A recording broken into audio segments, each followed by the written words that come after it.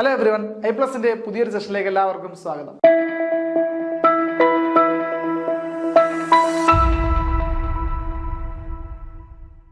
കേറ്ററ്റിന്റെ പുതിയ നോട്ടിഫിക്കേഷൻ വന്ന എല്ലാവരും അറിഞ്ഞിട്ടുണ്ടാവുമല്ലോ. അതിന്റെ ആപ്ലിക്കേഷൻ ഡേറ്റ് ഇന്ന് മുതൽ ആരംഭിച്ചിട്ടുണ്ട്. ഇന്ന് മുതൽ നിങ്ങൾക്ക് കേറ്ററ്റ് അപ്ലൈ ചെയ്യാൻ സാധിക്കും. 2025 ജൂൺ നോട്ടിഫൈഡ് ആയിട്ടുള്ള കേറ്ററ്റിന്റെ നോട്ടിഫിക്കേഷൻ ആണ് നിലവിൽ വന്നിട്ടുള്ളത്. അപ്പോൾ ആപ്ലിക്കേഷൻ ഡേറ്റ് ആരംഭിക്കുന്നത് ഈ ജൂലൈ മാസം 3-ാം തീയതി മുതലാണ്. അപ്പോൾ അപ്ലൈ ചെയ്യുമ്പോൾ ശ്രദ്ധിക്കേണ്ട കാര്യങ്ങൾ എന്തൊക്കെയാണ്? ഇപ്പോൾ നിലവിൽ BEd DLEd ചെയ്തുകൊണ്ടിരിക്കുന്നവർക്ക് അപ്ലൈ ചെയ്യാൻ സാധിക്കുമോ? അതുപോലെ പ്രധാനപ്പെട്ട ചില നിർദ്ദേശങ്ങൾ, സിലബസ്, വെയിറ്റേജ് തുടങ്ങിയ പല കാര്യങ്ങളും നമ്മൾ ഈ ഒരു വീഡിയോയിൽ കൂടെ ഡിസ്കസ് ചെയ്യുന്നുണ്ട്. അപ്പോൾ ഈ വീഡിയോ തുടർന്ന് എല്ലാവരും കാണണമെന്ന് അഭിപ്രായപ്പെടുന്നു. ഓക്കെ, ഈ ഒരു അവസരത്തിൽ കേറ്ററ്റ് മത്സരാർത്ഥികളെ സംബന്ധിച്ചുകൊണ്ട്, കേറ്ററ്റിൽ വിജയിക്കണമെന്ന് ആഗ്രഹിക്കുന്നവരെ സംബന്ധിച്ചുകൊണ്ട് നിങ്ങളെ കൈപിടിച്ച് വിജയത്തിലേക്ക് നടത്താൻ സാധിക്കുന്ന ഐപ്ലസ് നിങ്ങളുടെ മുൻപിലുണ്ട്. ഐപ്ലസിന്റെ ക്രാഷ് കോഴ്സുകൾ ഇപ്പോൾ ഡിസ്കൗണ്ട് പ്രൈസിൽ അവൈലബിൾ ആണ്. കൂടുതൽ വിവരങ്ങൾക്കായിട്ട് നമ്മുടെ ഈ ഒരു വീഡിയോയുടെ താഴെയുള്ള ഡിസ്ക്രിപ്ഷനിൽ കൊടുത്തിരിക്കുന്ന ഗൂഗിൾ ഫോം ഫില്ല് ചെയ്യുക. അതുപോലെ കോൺടാക്ട് നമ്പർ ഉണ്ട്, അതിൽ കോൺടാക്ട് ചെയ്താൽ കൂടുതൽ ഡീറ്റെയിൽസ് അറിയാൻ സാധിക്കും. നിങ്ങൾക്ക് കേറ്ററ്റ് വിജയത്തിലേക്ക് എത്താൻ പറ്റുന്ന ഏറ്റവും നല്ലൊരു കമ്പാനിയൻ ആയിരിക്കും ഐപ്ലസ് എന്ന് പറയുന്നത്. ഐപ്ലസിന്റെ കോഴ്സ് ഫുള്ളി പാക്ഡ് ആണ്. ഹൈ ക്വാളിറ്റി നോട്ട്സ് ഉണ്ടാവും. അതുപോലെ റെക്കോർഡഡ് 100% സിലബസ് കവേർഡ് ആയിട്ടുള്ള റെക്കോർഡഡ് ക്ലാസ്സുകൾ തുടങ്ങിയ എല്ലാവിധ ഡീറ്റെയിൽ, നിങ്ങൾക്ക് എല്ലാവിധ അസിസ്റ്റൻസ് ലഭിക്കുന്ന ഒരു കംപ്ലീറ്റ് പാക്കേജ് ആയിരിക്കും ഐപ്ലസിൻ്റെത്. അപ്പോൾ തുടർന്ന് അതിനെപ്പറ്റി കൂടുതൽ വിവരങ്ങൾ അറിയാൻ വേണ്ടിയിട്ട് നേരത്തെ പറഞ്ഞതുപോലെ വീഡിയോയുടെ ഡിസ്ക്രിപ്ഷനിൽ നിങ്ങൾക്ക് ഗൂഗിൾ ഫോം ഫില്ല് ചെയ്യുകയോ കോൺടാക്ട് നമ്പറിൽ കോൺടാക്ട് ചെയ്തുകൊണ്ട് ഐപ്ലസിനെ ബന്ധപ്പെടാവുന്നതാണ്. അപ്പോൾ നമുക്ക് നേരെ വീഡിയോയിലേക്ക് പോകാം. ഈ വീഡിയോയിൽ നമ്മൾ ഉദ്ദേശിക്കുന്ന പ്രധാനപ്പെട്ട കാര്യങ്ങൾ ഈ ജൂൺ നോട്ടിഫൈഡ് ആയിട്ടുള്ള ഈ പറയുന്ന കേറ്ററ്റ് എക്സാമിനെ പറ്റിയുള്ള പ്രധാനപ്പെട്ട ഡീറ്റെയിൽസ്, വിവരങ്ങൾ, അതുപോലെ തന്നെ നിലവിൽ BEd DLEd ചെയ്തുകൊണ്ടിരിക്കുന്ന ആൾക്കാർക്ക് ഇത് അപ്ലൈ ചെയ്യാൻ സാധിക്കുമോ തുടങ്ങിയ കാര്യങ്ങളൊക്കെയാണ്. ഓക്കെ, നമുക്ക് നോക്കാം. ഇമ്പോർട്ടന്റ് ഡേറ്റ്സ്, ഇപ്പൊ വിളിച്ചിരിക്കുന്ന ഈ നോട്ടിഫിക്കേഷന് പ്രധാനപ്പെട്ട ഡേറ്റുകളാണ് നമ്മൾ പറയുന്നത്.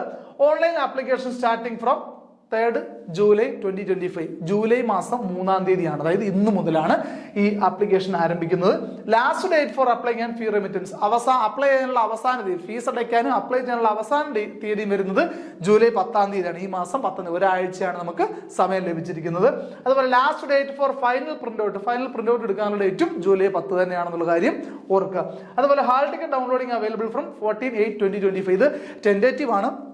മോസ്റ്റ് കേസിലും വലിയ മാറ്റങ്ങൾ വരാറില്ല. എന്നിരുന്നാലും മേ ബി ചിലപ്പോൾ അതിൽ മുമ്പോട്ട് വരുമ്പോൾ ചിലപ്പോൾ എന്തെങ്കിലും മാറ്റങ്ങൾ വന്നേക്കാം. നമ്മുടെ എക്സാമിന്റെ ഡേറ്റ് വന്നിരിക്കുന്നത്, അതിനെപ്പറ്റി ഡീറ്റെയിൽസ് പറയുമ്പോൾ എക്സാമിന്റെ ഡേറ്റ് വന്നിരിക്കുന്നത് 23/8 24/8 കാറ്റഗറി 1 ഉം 2 ഉം 23-ാം തീയതിയും ഓഗസ്റ്റ് മാസം 23-ാം തീയതിയും, അതുപോലെ 3 ഉം 4 ഓഗസ്റ്റ് മാസം 24-ാം തീയതിയാണ്. പക്ഷെ സെറ്റ് പരീക്ഷയും സെയിം ഡേറ്റിൽ തന്നെ ആയതുകൊണ്ട് ഈ പറയുന്ന പോലെ സെറ്റ് പരീക്ഷയും ഈ കോമൺ ആയിട്ടുള്ള കുറെ കാൻഡിഡേറ്റ്സ് ഉണ്ടാവും കേറ്ററ്റ് എഴുതാനും സെറ്റ് പരീക്ഷ എഴുതാനും ഒക്കെ. അപ്പോൾ അതുകൊണ്ട് ഏതെങ്കിലും ഒരെണ്ണം മാറ്റിവെക്കാൻ സാധ്യതയുണ്ട്. ഒന്നുകിൽ കേറ്ററ്റ് പരീക്ഷ അല്ലെങ്കിൽ സെറ്റ് പരീക്ഷ ഏതെങ്കിലും മാറ്റിവെക്കാൻ സാധ്യതയുണ്ട്. അതുകൊണ്ട് തന്നെ ചിലപ്പോൾ may be hall ticket download ചെയ്യുന്ന ഡേറ്റിലും ചിലപ്പോൾ വ്യത്യാസം വരാൻ സാധ്യതയുണ്ട്. മേ ബി ചിലപ്പോൾ മാറ്റുന്നത് സെറ്റ് ആയിരിക്കും, അല്ലെങ്കിൽ കേറ്ററ്റ് ഉറപ്പ് പറയാൻ പറ്റില്ല. അത് മുമ്പോട്ട് വരുമ്പോൾ എന്തായാലും ഏതെങ്കിലും ഒരെണ്ണം അങ്ങോട്ടും ഇങ്ങോട്ടും മാറ്റാൻ സാധ്യതയുണ്ട്. അപ്പോൾ അത് ശ്രദ്ധിച്ചോളൂ. ഓക്കെ, അപ്പൊ നിലവിൽ നമുക്ക് അവൈലബിൾ ആയ ഡീറ്റെയിൽസ് വെച്ചുകൊണ്ട് കാറ്റഗറി 1 നടക്കാനിരിക്കുന്ന ഡേറ്റ് ഓഗസ്റ്റ് മാസം 23-ാം തീയതി രാവിലെ 10 to 12:30 2.5 മണിക്കൂറാണ് എക്സാം. 150 മാർക്കാണ് എക്സാം നടക്കുന്നത്, അറിയാമെന്ന് വിശ്വസിക്കുന്നു. അതുപോലെ കാറ്റഗറി 2 അന്നേ ദിവസം തന്നെ ആഫ്റ്റർനൂൺ, ഉച്ചയ്ക്ക് ശേഷമാണ് 2 മണി മുതൽ 4:30 വരെ, അതിന് 2.5 മണിക്കൂറാണ്, 150 മാർക്ക് തന്നെയാണ്. കാറ്റഗറി 3 നടക്കുന്ന അടുത്ത ദിവസം 24-ാം തീയതി, ഓഗസ്റ്റ് മാസം 24-ാം തീയതി, നേരത്തെ പറഞ്ഞ അതേസമയം 10 മണി മുതൽ 12:30 വരെ.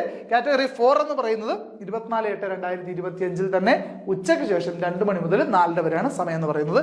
ഈ യോഗ്യതയൊക്കെ എല്ലാവർക്കും അറിയാമെന്നാണ് വിശ്വസിക്കുന്നത്. കൂടെ വിശദീകരിക്കേണ്ട ആവശ്യമില്ല. BEd അല്ലെങ്കിൽ DLEd ചെയ്യുന്നവരെ സംബന്ധിച്ച്, അല്ലെങ്കിൽ കേറ്ററ്റ് പരീക്ഷ മുൻപ് എഴുതിയിട്ടുള്ളവരെ സംബന്ധിച്ച് കാറ്റഗറി ഓരോന്ന് എന്തിനു വേണ്ടിയാണെന്നുള്ള കാര്യമൊക്കെ എല്ലാവർക്കും പ്രാഥമിക വിവരം ഉണ്ടെന്നാണ് വിശ്വസിക്കുന്നത്. എന്നാലും ജസ്റ്റ് വേഗം ഒന്ന് പറഞ്ഞേക്കാം. കാറ്റഗറി 1 എന്ന് പറയുന്നത് LP ക്ലാസ്സുകളെ പഠിപ്പിക്കാൻ വേണ്ടിയുള്ളതാണ്. കാറ്റഗറി 2 എന്ന് പറയുന്നത് UP ക്ലാസ്സുകളെ പഠിപ്പിക്കാൻ വേണ്ടിയുള്ളതാണ്. കാറ്റഗറി 3 നേടേണ്ട അധ്യാപകർ അവർ ഹൈസ്കൂൾ വിഭാഗത്തിലുള്ള കുട്ടികളെ പഠിപ്പിക്കാൻ വേണ്ടിയുള്ളതാണ്.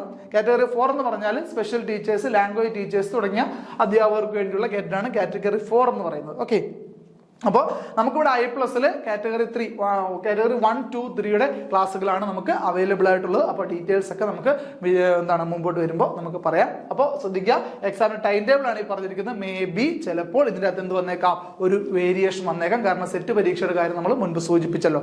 അപ്പോൾ അത് രണ്ടും കൂടെ ഒരേ ഡേറ്റ് വന്നേക്കുന്നതുകൊണ്ട് മേ ബി ചിലപ്പോൾ ഒരു വ്യത്യാസം വരാൻ സാധ്യതയുണ്ട്. ഓക്കെ, ആപ്ലിക്കേഷൻ ഫീസ് വരുന്ന ജനറൽ കാറ്റഗറി പെടുന്ന എല്ലാവർക്കും 500 രൂപയാണ്. SC ST ഡിസേബിളിന് മാത്രം 250, ബാക്കി എല്ലാവർക്കും 500 രൂപയാണ്. ആപ്ലിക്കേഷൻ ഫീസ് വരുന്നത്. SC ST ഡിസേബിൾഡ് അതുപോലെ വിഷൻ കാഴ്ച പരിമിതി ഉള്ളവർക്കും എത്രയാണ് 250 രൂപയാണ് ആപ്ലിക്കേഷൻ ഫീസ് വരുന്നത്. ബാക്കി എല്ലാവർക്കും 500 രൂപയാണ് ആപ്ലിക്കേഷൻ ഫീസ് വരുന്നത്. ഓർക്കുക, പ്രധാനപ്പെട്ട ചില ഇൻസ്ട്രക്ഷൻസ് ആണ് ഇനി പറയുന്നത്, എല്ലാവരും ശ്രദ്ധിക്കണം. ഒരു അപേക്ഷാർത്ഥി എത്ര കാറ്റഗറി എഴുതുന്നതിന് ഒരു പ്രാവശ്യം മാത്രമേ അപേക്ഷ സമർപ്പിക്കാൻ പാടുള്ളൂ. പ്രത്യേകം അപേക്ഷ സമർപ്പിക്കേണ്ടതില്ല. കാറ്റഗറി 1 and 2 എഴുതുന്ന DLEDുകാരുണ്ടാവും. DLED പഠിക്കുന്നവർ കാറ്റഗറി 1 and 2 എഴുതാം, അല്ലെങ്കിൽ DLED പാസ്സായിട്ടുള്ളവർക്ക്. അതുപോലെ തന്നെ BEdകാർക്ക് കാറ്റഗറി 2 and 3 എഴുതാൻ സാധിക്കും. അപ്പൊ ഇത് ഒന്നിലധികം കാറ്റഗറി എഴുതുന്നവരെ സംബന്ധിച്ചുകൊണ്ട് നിങ്ങൾ എന്ത് ചെയ്താൽ മതി, പ്രത്യേകം അപേക്ഷ കൊടുക്കേണ്ട ആവശ്യമില്ല. ഒരു അപേക്ഷയിൽ തന്നെ ഈ 2 കാറ്റഗറി സെലക്ട് ചെയ്തിട്ട് കൊടുത്താൽ മതി എന്നുള്ളതാണ്. അപേക്ഷ ഓൺലൈനായി മാത്രമാണ് സമർപ്പിക്കേണ്ടത്. പേര്, ജനനത്തീയതി, അടിസ്ഥാന വിദ്യാഭ്യാസ യോഗ്യത, ക്ലാസ്, കാസ്റ്റ്, കാറ്റഗറി, ഭിന്നശേഷി സംവരണം മുതലായ എല്ലാവരും കൃത്യമായി തെറ്റുകൂടാതെ രേഖപ്പെടുത്തുന്നതാണ്. കാരണം എന്താണെന്ന് വെച്ചാൽ പരീക്ഷ നടത്തുന്നതിന് മുമ്പ് നിങ്ങളത് ഇതൊന്നും കൃത്യമായി വെരിഫൈ ചെയ്യുന്നുണ്ടാകത്തൊന്നുമില്ല. പക്ഷേ എന്നിരുന്നാലും നിങ്ങൾ പാസ്സായി കഴിഞ്ഞാൽ നിങ്ങൾക്ക് സർട്ടിഫിക്കറ്റ് കിട്ടണമെങ്കിൽ, കേട്ടിട്ട് സർട്ടിഫിക്കറ്റ് നിങ്ങൾക്ക് ലഭിക്കണമെങ്കിൽ ഈ വിവരങ്ങൾ അല്ലെങ്കിൽ ഈ ഡോക്യുമെന്റ്സ് എല്ലാം നിങ്ങൾ കൊണ്ടുപോയി ഹാജരാക്കി, അസൽ രേഖകളെല്ലാം കൊണ്ടുപോയി ഹാജരാക്കി അത് വെരിഫൈ ചെയ്ത് കൃത്യമാണെങ്കിൽ മാത്രമാണ് നിങ്ങൾക്ക് സർട്ടിഫിക്കറ്റ് തരുന്നത്. അല്ലാത്ത പക്ഷം നിങ്ങൾ പാസ്സായപ്പോൾ നിങ്ങൾക്ക് സർട്ടിഫിക്കറ്റ് ലഭിക്കുകയില്ല എന്നുള്ള കാര്യം ഓർക്കുക. ഓക്കെ, അതുപോലെ അപേക്ഷ സമർപ്പിക്കുന്നതിന് ഫോട്ടോ ചുവടെ പറയുന്ന ഫോട്ടോയുടെ മാനദണ്ഡങ്ങളാണ് താഴെ പറയുന്നത്. ഫോട്ടോയിൽ പ്രധാനമായി മനസ്സിലാക്കേണ്ട കാര്യം, ഫോട്ടോയിൽ പരീക്ഷാർത്ഥിയുടെ പേരും ഫോട്ടോ എടുത്ത തീയതിയും രേഖപ്പെടുത്തേണ്ടതില്ല. നമ്മൾ ഒരുവിധപ്പെട്ട അപേക്ഷകളിലൊക്കെ അയക്കുമ്പോൾ PSCയുടെ ഒക്കെ അപേക്ഷയൊക്കെ അയക്കുന്ന സമയത്ത് പേരും ഡേറ്റും കൂടി ഫോട്ടോയുടെ താഴെ രേഖപ്പെടുത്തുന്ന ഒരു സംഭവമുണ്ട്. അപ്പൊ അതിന്റെ ആവശ്യം ഇവിടെ ഇല്ല. പ്ലെയിൻ ആയിട്ടുള്ള ഫോട്ടോ മാത്രം മതിയാകും. ഫോട്ടോ KPSC മറ്റു സീലുകൾ എന്ന് രേഖപ്പെടുത്താൻ പാടില്ല. അതായത് PSCയുടെ സൈറ്റിൽ നിന്ന് ഡൗൺലോഡ് ചെയ്യുന്ന ഫോട്ടോയോ അല്ലെങ്കിൽ എന്തെങ്കിലും സീല് പതിച്ചിട്ടുള്ള ഫോട്ടോസ് ഒന്നും എന്ത് ചെയ്യാൻ പാടില്ല, ആപ്ലിക്കേഷൻ കൊടുക്കുന്ന സമയത്ത് കൊടുക്കാൻ പാടില്ല. അതുപോലെ ഫോട്ടോയുടെ ബാക്ക്ഗ്രൗണ്ട് പ്ലെയിൻ കളർ ആയിരിക്കണം, ഫോട്ടോ വ്യക്തമായിരിക്കണം, സെൽഫി പാടില്ല, പുതിയ ഫോട്ടോ മാത്രം അപ്ലോഡ് ചെയ്യാൻ പരീക്ഷകൾ ശ്രദ്ധിക്കുക. കാരണം എന്ന് വെച്ചാൽ ഇത് ഫിസിക്കൽ വെരിഫിക്കേഷൻ ആണ്. നിങ്ങൾക്ക് ഈ DO ഓഫീസ് വിളിച്ച് നടക്കുന്നത് ഈ സർട്ടിഫിക്കറ്റ്, അതായത് നിങ്ങൾ കേട്ടിട്ട് പാസ്സായി കഴിഞ്ഞാൽ.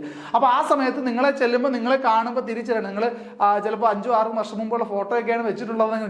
ചിലപ്പോൾ നിങ്ങളെ വെരിഫൈ ചെയ്യുന്ന ഉദ്യോഗസ്ഥന് നിങ്ങളെ തിരിച്ചറിയാൻ സാധിക്കുന്നില്ല എന്നൊരു കാരണം പറഞ്ഞ് വേണമെങ്കിൽ നിങ്ങളുടെ സർട്ടിഫിക്കറ്റ് തരാതിരിക്കാൻ സാധിക്കും. അപ്പൊ സർട്ടിഫിക്കറ്റ് നിങ്ങൾക്ക് ലഭിക്കാത്തൊരു സാഹചര്യം ഉണ്ട്. അതുകൊണ്ട് ഏറ്റവും ലേറ്റസ്റ്റ് ആയിട്ടുള്ള ഫോട്ടോ നിങ്ങൾ കണ്ടാൽ തിരിച്ചറിയുന്ന നിങ്ങളുടെ തന്നെ കൃത്യമായിട്ട് ഫോട്ടോ, സെൽഫി ഒന്നും പാടില്ല. നോർമൽ ആയിട്ടുള്ള ഫോട്ടോ തന്നെ അപ്ലോഡ് ചെയ്യണം. അത് കൃത്യമായിട്ട് മനസ്സിലാക്കുക. ഈ ഒരു കാര്യം വളരെ ഇമ്പോർട്ടന്റ് ആയ ചില ഇൻസ്ട്രക്ഷൻസ് ആണിത്. ഇത് ഒരു കാരണവശാലും തെറ്റുകൂടാതെ വേണം ചെയ്യാൻ വേണ്ടിയിട്ട്. ഓക്കെ, അപേക്ഷ സമർപ്പിക്കുന്ന വെബ്സൈറ്റിൽ നിർബന്ധമായ ഒരു ഐഡന്റിറ്റി കാർഡ് സെലക്ട് ചെയ്ത് അതിന്റെ നമ്പർ രേഖപ്പെടുത്തുന്നു. പ്രസ്തുത ID കാർഡിന്റെ അസൽ പരീക്ഷകൾ ഇൻവിജിലേറ്റർ പരിശോധനയ്ക്ക് നൽകേണ്ടതും ID കാർഡ് ഹാജരാക്കാത്തൊരു പരീക്ഷ അനുവദിക്കുന്നതുമല്ല. അപ്പോൾ ആധാർ കാർഡോ പാൻ കാർഡോ അതുപോലെ ഡ്രൈവിംഗ് ലൈസൻസോ ഏതെങ്കിലും ഒരു ID കാർഡ് ആപ്ലിക്കേഷൻ കൊടുക്കുന്ന സമയത്ത് തന്നെ വെബ്സൈറ്റിൽ കൊടുത്തിട്ട് നിങ്ങൾ ആ ഒരു കാർഡുമായിട്ട് അല്ലെങ്കിൽ ആ ഒരു ഡോക്യുമെന്റുമായിട്ട് വേണം പരീക്ഷയിൽ പോകാനായിട്ട്. അപ്പോൾ അവിടെ അത് വെച്ചിട്ട് എന്ത് ചെയ്യും, വെരിഫൈ ചെയ്യുന്നുണ്ട്. കൃത്യമായ ഒറിജിനൽ ഡോക്യുമെന്റ് ഹാജരാക്കാത്തൊരു പരീക്ഷ എഴുതാൻ അനുവദിക്കുന്നതല്ല എന്നുള്ളതാണ് ഓർത്തിരിക്കേണ്ടത്. അപേക്ഷ വിവരങ്ങൾ പൂർണ്ണമായി ശരിയാണെന്ന് പരിശോധിച്ച് ഉറപ്പുവരുത്തിയ ശേഷം മാത്രം ഫൈനൽ കൺഫർമേഷൻ നൽകുക. പരീക്ഷ ഫീസ് ഓൺലൈൻ മുഖാന്തരം SBI പേയ്മെന്റ് വഴി എടുക്കാവുന്നതാണ്. ആപ്ലിക്കേഷൻ നമ്പർ, ആപ്ലിക്കേഷൻ ID എന്നിവ കൃത്യമായി രേഖപ്പെടുത്തി സൂക്ഷിക്കേണ്ടതും തുടർന്ന് വരുന്ന പ്രൊഫൈൽ സേവനങ്ങൾക്കായത് ആവശ്യമുള്ള, നേരത്തെ ഞാൻ പറഞ്ഞല്ലോ, ഹാൾ ടിക്കറ്റ് ഡൗൺലോഡ് ചെയ്യാനുള്ള സാഹചര്യം വരുന്ന സമയത്ത് അതുപോലെ എന്തെങ്കിലും എഡിറ്റുകളോ കാര്യങ്ങളോ കൊണ്ട് ഫൈനൽ പ്രിന്റ് ഔട്ട് എടുക്കുക തുടങ്ങിയ കാര്യങ്ങൾക്കൊക്കെ നിങ്ങളുടെ ആപ്ലിക്കേഷൻ നമ്പറും അതുപോലെ തന്നെ ആപ്ലിക്കേഷൻ ID ഇത് രണ്ടും അപ്ലൈ ചെയ്ത് കഴിയുമ്പോൾ നിങ്ങൾക്ക് ലഭിക്കുന്നതാണ്. അത് കൃത്യമായി നിങ്ങൾ എഴുതി സൂക്ഷിക്കുക, അല്ലെങ്കിൽ അത് സ്ക്രീൻഷോട്ട് എടുത്ത് വെക്കുക, അല്ലെങ്കിൽ ഡൗൺലോഡ് ചെയ്ത് വെക്കുക എന്നുള്ളതാണ് ഈ ഒരു അവസരത്തിൽ ഓർക്കേണ്ടത്. ഫീസ് സംബന്ധിച്ചുള്ള പരാതികൾക്ക് അവരുടെ മാതൃബാങ്കുമായി ബന്ധപ്പെട്ട പ്രധാനപ്പെട്ട കാര്യമല്ല. ഫീസ് പേയ്മെന്റുമായിട്ട് എന്തെങ്കിലും പ്രശ്നം ഉണ്ടെന്നുണ്ടെങ്കിൽ അത് ബാങ്കുമായിട്ട് സെർവറുമായിട്ടാണ് ബന്ധപ്പെടുന്നത്, അല്ലാതെ പരീക്ഷാ ഭവനുമായിട്ടോ പൊതുവിദ്യാഭ്യാസ വകുപ്പായിട്ട് ബന്ധപ്പെട്ടിട്ട് കാര്യമില്ല എന്നുള്ളതാണ്. ഓക്കെ, ഇനി നോക്കാം കാറ്റഗറി. നമുക്ക് ഓരോ കാറ്റഗറി തിരിച്ചുള്ള മാർക്ക് ഡിസ്ട്രിബ്യൂഷൻ നോക്കാം. ഈ ഒരു കാര്യം പറയുമ്പോൾ ഇതിന്റെ കൂടെ വളരെ പ്രധാനപ്പെട്ട ഒരു നിർദ്ദേശം കൂടി പറയുന്നുണ്ട്, ശ്രദ്ധിക്കുക. കാറ്റഗറി 1 എന്ന് പറയുന്നത് 3 പാർട്ടായിട്ടാണ്. ഒരു ഒന്നാമത്തെ പാർട്ടിൽ സൈക്കോളജിയാണ്. അതിൽ 30 മാർക്കിന്റെ സൈക്കോളജി ക്വസ്റ്റ്യൻസ് ഉണ്ടാവും. ഗണിതശാസ്ത്രം, പരിസ്ഥിതി പഠനം, മാത്സും സയൻസും, എൻവയോൺമെന്റൽ സ്റ്റഡീസ് 30 മാർക്ക് വീതം ഉണ്ടാവും. ഒന്നാം ഭാഷ മലയാളം, രണ്ടാം ഭാഷ ഇംഗ്ലീഷ്, അല്ലെങ്കിൽ ഏതാണോ പിന്നീടുള്ള ഒരു ചോയ്സ് ബേസ്ഡ് ആയിട്ട് സെലക്ട് ചെയ്യാം. ഒന്നാം ഭാഷ മലയാളം, തമിഴ്, കന്നഡ ഏതെന്ന് സെലക്ട് ചെയ്യാം. അപ്ലൈ ചെയ്യുന്ന സമയത്ത് നിങ്ങൾ ഭാഷ കൃത്യമായിട്ട് സെലക്ട് ചെയ്ത് കൊടുക്കണം. കൃത്യമായിട്ട് നിങ്ങളുടെ OMR ഷീറ്റിൽ ഈ ലാംഗ്വേജ് തന്നെ കൃത്യമായിട്ട് മാർക്ക് ചെയ്യണം. അതായത് ഞാൻ പറഞ്ഞത്, ഒന്നാം ഭാഷ മലയാളമാണ് നിങ്ങൾ അപ്ലൈ ചെയ്യുന്നതെങ്കിൽ നിങ്ങൾ OMRലും ഇതേപോലെ നിങ്ങൾക്ക് ഒന്നാം ഭാഷ ഏതാണെന്നുള്ള കോളത്തിൽ മലയാളമാണ് നിങ്ങൾ ബബിൾ ചെയ്യേണ്ടതെന്നുള്ള കാര്യം ഓർത്തിരിക്കുക. അതുകൊണ്ട് അപേക്ഷിച്ചിരിക്കുന്ന ഏതാണെന്ന് കൃത്യമായ ധാരണ നിങ്ങൾക്കുണ്ടാണ്. അല്ലാത്ത പക്ഷം നിങ്ങളുടെ OMR അസാധുവായി പോവും.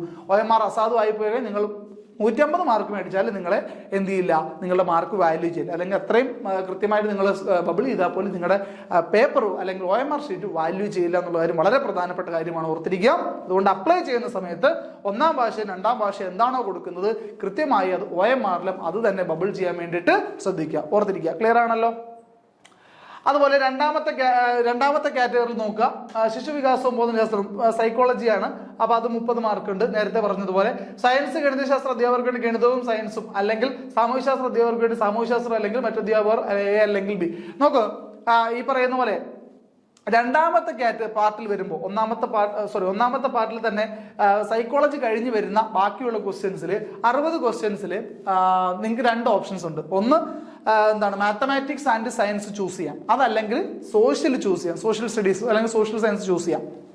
അപ്പോൾ മാത്തമാറ്റിക്സ് ആൻഡ് സയൻസ് ആണെങ്കിൽ 30 മാർക്ക് മാത്തമാറ്റിക്സും 30 മാർക്ക് സയൻസും ചേർത്ത് ടോട്ടൽ 60 മാർക്ക് ആയിരിക്കും. അതുപോലെ സോഷ്യൽ സയൻസ് ആണ് നിങ്ങൾ ചൂസ് ചെയ്യുന്നുണ്ടെങ്കിൽ 60 മാർക്ക് സോഷ്യൽ സയൻസ് ആയിരിക്കും. അപ്പോൾ അത് നിങ്ങൾക്ക് ആ OMR ഷീറ്റിൽ അത് നിങ്ങൾ ഫില്ല് ചെയ്തിട്ട് വേണം അതിന്റെ ആൻസർ ചെയ്യാൻ വേണ്ടി. കാരണം ക്വസ്റ്റ്യൻ പേപ്പറിൽ എന്തുണ്ടാവും, ഈ സയൻസും മാത്സും സോഷ്യലും കൂടെ ഉള്ള ക്വസ്റ്റ്യൻ പേപ്പർ ആയിരിക്കും നിങ്ങൾക്ക് കിട്ടുന്നത്. അപ്പോൾ അതുകൊണ്ട് തന്നെ ക്വസ്റ്റ്യൻ പേപ്പറിൽ അല്ലെങ്കിൽ അപ്ലൈ ചെയ്യുന്ന സമയത്ത് നമുക്ക് ഇങ്ങനെ ഓപ്ഷൻ ഇല്ല, ഇത് സെലക്ട് ചെയ്യാനുള്ള ഓപ്ഷൻ ഇല്ല, നമ്മൾ സയൻസ് മാത്സ് എടുക്കണോ അതോ സോഷ്യൽ എടുക്കണോ എന്നുള്ള ഓപ്ഷൻ ഇല്ല. അപ്പോൾ അതുകൊണ്ട് ശ്രദ്ധിക്കേണ്ട കാര്യം, പരീക്ഷയ്ക്ക് നമുക്ക് ലഭിക്കുന്ന ക്വസ്റ്റ്യൻ പേപ്പറിൽ ഈ ക്വസ്റ്റ്യൻസ് എല്ലാം ഉണ്ടാകും. അതിൽ നിന്ന് നമ്മൾ ചൂസ് ചെയ്യുന്നതിന് മുമ്പിട്ട് OMR-നകത്ത് നമ്മൾ കൃത്യമായി മാർക്ക് ചെയ്യണം, ഞാൻ ചെയ്യാൻ പോകുന്നത് മാത്സ് ആണോ സയൻസ് ആണോ എന്ന് മാർക്ക് ചെയ്യണം. അതുപോലെ സോഷ്യൽ സയൻസ് ആണെങ്കിൽ അതും മാർക്ക് ചെയ്യണം എന്നുള്ളതാണ് ശ്രദ്ധിക്കേണ്ടുന്ന കാര്യം. അതിനുശേഷം മാത്രമേ അതാത് ബന്ധപ്പെട്ട ചോദ്യങ്ങൾ ആൻസർ മാർക്ക് ചെയ്യാം. ഇവിടെ നേരത്തെ പറഞ്ഞ പോലെ ഭാഷ 1, 2ന്റെ പ്രത്യേകതയുണ്ട്. അപ്ലൈ ചെയ്യുന്ന സമയത്ത് നിങ്ങൾ എന്താണോ ലാംഗ്വേജ് 1 ലാംഗ്വേജ് 2 കൊടുക്കുന്നത് അത് തന്നെ ആയിരിക്കണം നിങ്ങളുടെ OMR ഷീറ്റിൽ നിങ്ങൾ ബബിൾ ചെയ്യുന്നത്. അല്ലാത്ത പക്ഷം നിങ്ങളുടെ OMR ഇൻവാലിഡ് ആയി പോകുന്നുള്ള പ്രധാനപ്പെട്ട കാര്യം ഓർത്തിരിക്കുക. ഓക്കെ. കാറ്റഗറി 3 കൗമാര മനഃശാസ്ത്രം, പഠന സിദ്ധാന്തങ്ങൾ, അധ്യാപക അഭിരുചി, സൈക്കോളജി ബന്ധപ്പെട്ട സൈക്കോളജി പെഡഗോജിയുമായി ബന്ധപ്പെട്ട 40 മാർക്കാണ്. 1ാം ഭാഷ അത് 30 മാർക്കിന് ചോദിക്കുന്നുണ്ടാവും. അതുപോലെ വിഷയാടിസ്ഥാനത്തിലുള്ള അറിയാമല്ലോ, കാറ്റഗറി 3 ആകുമ്പോൾ സബ്ജക്ട് ബേസ്ഡ് ആണ്, മാത്സ് ഫിസിക്സ് അങ്ങനെ എല്ലാ സബ്ജക്റ്റുകൾക്കും വേണ്ടിയുള്ള എക്സാമ്പിളാണ്. കാരണം ഹൈസ്കൂൾ ടീച്ചറിന് വേണ്ടിയുള്ള പോസ്റ്റാണ്. ഹൈസ്കൂൾ ഓരോ സബ്ജക്ട് എടുക്കുന്ന അതാത് പ്രിഫേർഡ് ഡിഗ്രി ഉള്ള അധ്യാപനം. അപ്പോൾ അതുകൊണ്ട് തന്നെ കേറ്റിട്ട് നിങ്ങൾ എടുക്കുന്നത് അല്ലെങ്കിൽ കേറ്റ് പാസ്സാവുന്ന അതാത് വിഷയത്തിലായിരിക്കണം എന്നുള്ളത് നിർബന്ധമാണ്. അപ്പോൾ അതുകൊണ്ട് തന്നെ കേറ്റിൽ നിങ്ങൾ കാറ്റഗറി 3യുടെ പരീക്ഷ എഴുതുമ്പോൾ നിങ്ങൾക്ക് പാർട്ട് 3യിൽ നിങ്ങളുടെ വിഷയവുമായി ബന്ധപ്പെട്ട 80 ചോദ്യങ്ങളായിരിക്കും ഉണ്ടാവുക കേട്ടോ. ഇപ്പൊ എല്ലാ കേറ്ററ്റ് എക്സാമുകളും 150 മാർക്കിനാണ്. വെയിറ്റേജിൽ വരുന്ന വ്യത്യാസം കൃത്യമായി മനസ്സിലാക്കുക. 80 മാർക്കാണ് നിങ്ങൾക്ക് നിങ്ങളുടെ സബ്ജക്റ്റുമായി ബന്ധപ്പെട്ടുണ്ടാവുക. ഒരു കാര്യം മനസ്സിലാക്കുക, ഒരു ജനറൽ കാറ്റഗറിയിൽ പെട്ട ഒരാളെ സംബന്ധിച്ച് പാസ് മാർക്ക് എന്ന് പറയുന്നത് 90 മാർക്കാണ്. 90 മാർക്ക് വാങ്ങിയാലാണ് പാസ്സാവാൻ സാധിക്കുക. അപ്പോൾ ഓരോ വെയിറ്റ് നിങ്ങൾ ഇന്റലിജന്റ് ആയിട്ട് കൃത്യമായിട്ട് മനസ്സിലാക്കി ചെയ്യുക. കാരണം ഇവിടെ 80 മാർക്ക് നിങ്ങളുടെ സബ്ജക്റ്റ് ആണ്, കോർ സബ്ജക്റ്റ് ആണ്. ബാക്കി വരുന്ന 70 മാർക്ക് നിങ്ങൾക്ക് ലാംഗ്വേജും ഉണ്ട്, അതുപോലെ സൈക്കോളജി ഉണ്ട്. എങ്ങനെ പോയാലും അത്യാവശ്യം ഒന്ന് വർക്ക് ചെയ്യുന്ന ഒരാളെ സംബന്ധിച്ച് വലിയ ബുദ്ധിമുട്ടുള്ള കാര്യമല്ല 90 മാർക്ക് മേടിക്കാൻ പോലും. ഓക്കെ, റിസർവ്ഡ് ആയിട്ടുള്ള ആൾക്കാർക്ക് അതിലും കുറച്ച് മാർക്ക് മതിയാവും. ഞാൻ ജനറൽ കാറ്റഗറി കോമൺ ആയിട്ട് ജനറലൈസ് ചെയ്ത് പറഞ്ഞു എന്നേ ഉള്ളൂ. ഓക്കെ അല്ലേ? നോക്കൂ, എന്തുകൊണ്ടാണ് ഈ ഒരു അവസരത്തിൽ I+ നിങ്ങൾ സെലക്ട് ചെയ്യണം നമ്മൾ പറയുന്നതെന്ന് വെച്ചാൽ I+ന്റെ റിസൾട്ട് വളരെ അധികം, അതായത് I+ന്റെ റിസൾട്ടിലുള്ള സ്ട്രൈക്ക് റേറ്റ് വളരെ കൂടുതൽ, വളരെ ചുരുങ്ങിയ കാലഘട്ടം കൊണ്ട് വളരെയധികം മത്സരാർത്ഥികളെ കേറ്റിട്ട് വിജയത്തിലേക്ക് എത്തിച്ചിട്ടുള്ള ഒരു സ്ഥാപനമാണ് I+ എന്ന് പറയുന്നത്. I+ന്റെ കോഴ്സിന്റെ ചില ഫീച്ചേഴ്സ് ആണ് ഞാൻ പറയുന്നത്. അപ്പോൾ I+ന്റെ കോഴ്സിൽ നിങ്ങൾ ഇംപ്രസ്ഡ് ആണെങ്കിൽ I+ന്റെ കോഴ്സ് ഇപ്പോൾ ഡിസ്കൗണ്ടഡ് പ്രൈസിൽ ക്രാഷ് കോഴ്സ് ആയിട്ട് ഡൗൺലോഡ് ചെയ്ത് സബ്സ്ക്രൈബ് ചെയ്ത് നിങ്ങൾക്ക് സ്വീകരിക്കാൻ സാധിക്കുന്നതാണ്. പഠനത്തിൽ ഒരു ബെസ്റ്റ് കമ്പാനിയൻ ആയിരിക്കും I+ന്റെ കേരറ്റ് കോഴ്സ് എന്ന് പറയുന്നത്. നോക്കൂ, ഡെഡിക്കേറ്റഡ് ആയിട്ടുള്ള ഇന്റൻസീവ് ആയിട്ടുള്ള കോച്ചിങ് ആയിരിക്കും നിങ്ങൾക്ക് I+ന്റെ ഭാഗത്ത് നിന്ന് ലഭിക്കുക. High quality record class 100% syllabus covered ആയിരിക്കും. അതായത് ഏതൊരു പരീക്ഷയെ സംബന്ധിച്ചുകൊണ്ട് നിങ്ങൾ മനസ്സിലാക്കേണ്ട ഏറ്റവും പ്രധാനപ്പെട്ട കാര്യം, സിലബസ് കവർ ചെയ്യാതെ പഠിച്ചു കഴിഞ്ഞാൽ ഒരു കാരണവശാലും നിങ്ങൾക്ക് ഉദ്ദേശിക്കുന്ന ഒരു റിസൾട്ട് ഉണ്ടാവുകയില്ല. അപ്പൊ അതുകൊണ്ട് 100% സിലബസ് കവേർഡ് ആയിട്ടുള്ള ഹൈ ക്വാളിറ്റി വീഡിയോ ക്ലാസ്സുകളാണ്, നമ്മുടെ റെക്കോർഡ് ക്ലാസ്സുകളാണ് നമുക്ക് അവൈലബിൾ ആയിട്ടുള്ളത്. ക്രാഷ് ബാച്ച് അവൈലബിൾ ആയിട്ട് സ്പെഷ്യൽ ഡിസ്കൗണ്ട് പ്രൈസ്. ഇപ്പൊ നിലവിൽ ക്രാഷ് ബാച്ച് അവൈലബിൾ ആണ്. അടുത്ത മാസം ഓഗസ്റ്റിൽ എക്സാം ആണ്. അപ്പോൾ നമുക്ക് ക്രാഷ് ബാച്ച് വളരെ ഡിസ്കൗണ്ടഡ് പ്രൈസിൽ ഇപ്പം നിലവിൽ അവൈലബിൾ ആണ്. എത്രയും വേഗം തന്നെ I+നെ കോൺടാക്ട് ചെയ്ത് ഈ ഒരു ഓഫർ സ്വന്തമാക്കുക. Okay, live sessions to boost up revisions. നിങ്ങൾക്ക് ലൈവ് സെഷൻസ് ഉണ്ടാവും. റിവിഷൻ നിങ്ങൾ പഠിച്ച ഭാഗങ്ങൾ ക്ലിയർ ആക്കാൻ, അതുപോലെ തന്നെ ക്വസ്റ്റ്യൻ ഡിസ്കഷൻ സെഷൻസും അതുപോലെ PYQs ഒക്കെ നമ്മുടെ ആപ്പിനകത്ത് നിങ്ങൾക്ക് ലഭിക്കുന്നതാണ്. അപ്പോൾ തുടങ്ങിയ കാര്യങ്ങളൊക്കെ നിങ്ങൾ കൃത്യമായിട്ട് ഉപയോഗപ്പെടുത്തി വിജയത്തിലേക്ക് എത്തുക എന്നുള്ളതാണ് നമ്മൾ ഈ I+ന്റെ ഭാഗത്തു നിന്നുള്ള കോഴ്സിൽ നിന്ന് ഉദ്ദേശിക്കുന്നത്. Doubt clearing sessions and high quality നോട്ട്സും അതുപോലെ തന്നെ ഡൗട്ട് ക്ലിയറിംഗ് സെഷൻസ് ഒക്കെ നിങ്ങൾക്ക് നിങ്ങൾക്ക് പ്രൊവൈഡ് ചെയ്യുന്നുണ്ടാവും I+ന്റെ ഭാഗത്തുനിന്നും. അപ്പോൾ കൃത്യമായി പഠിച്ചാൽ കൃത്യമായി സ്ട്രക്ചേർഡ് ആയിട്ട് നിങ്ങൾക്ക് ഒരു സ്റ്റഡി പ്ലാനോട് കൂടി പഠിക്കാനുള്ള അവസരം I+ന് ഉണ്ടാകും. ഇനി നമുക്ക് ഓഗസ്റ്റ് 24 എക്സാമാണ് ഇപ്പോൾ പറഞ്ഞിരിക്കുന്നത്. ടെൻറ്റേറ്റീവ് ആണ്, ഏതെങ്കിലും സാഹചര്യം ചിലപ്പോൾ മാറാൻ സാധ്യതയുള്ളൂ, നേരത്തെ പറഞ്ഞ പോലെ സെറ്റിന്റെ പരീക്ഷ കാരണം. അപ്പോൾ അതുകൊണ്ട് തന്നെ ഈ പറയുന്ന ഒരു ടൈം ഫ്രെയിമിനുള്ളിൽ എങ്ങനെ ഈ സിലബസ് കൃത്യമായി കവർ ചെയ്യാമെന്നുള്ള നല്ലൊരു ഗൈഡൻസ് I+ന്റെ ഭാഗത്ത് നിങ്ങൾക്ക് ലഭിക്കുന്നുണ്ടാവും. അതുകൊണ്ട് കൃത്യമായി ഈ ഒരു അവസരം പ്രയോജനപ്പെടുത്തുക. ഈ ഡിസ്കൗണ്ട് പ്രൈസിൽ കോഴ്സ് സ്വന്തമാക്കുക. വളരെ ഇന്റൻസീവായ ഒരു കോച്ചിങ്ങിനോടൊപ്പം ചേർന്നുകൊണ്ട് I+ നിങ്ങളെ കേറ്ററ്റ് വിജയത്തിലേക്ക് കൈപിടിച്ചു എത്തിക്കും എന്നുള്ള കാര്യത്തിൽ ഒരു സംശയം വേണ്ട. അപ്പോൾ എത്രയും പെട്ടെന്ന് കൂടെ കൂടിക്കോളൂ. ഈ കൂടുതൽ വിവരങ്ങൾ അറിയാൻ വേണ്ടിയിട്ട് നമ്മുടെ വീഡിയോയുടെ താഴെയുള്ള ഗൂഗിൾ ഫോം ലിങ്ക് ഫില്ല് ചെയ്യുക. അതുപോലെ അല്ലെങ്കിൽ തന്നെ കോൺടാക്ട് നമ്പറിൽ കോൺടാക്ട് ചെയ്യുക. അപ്പോൾ എത്രയും പെട്ടെന്ന് കൂടെ കൂടിക്കോളൂ. എല്ലാവർക്കും വിജയാശംസകൾ നേരുന്നു. Thank you.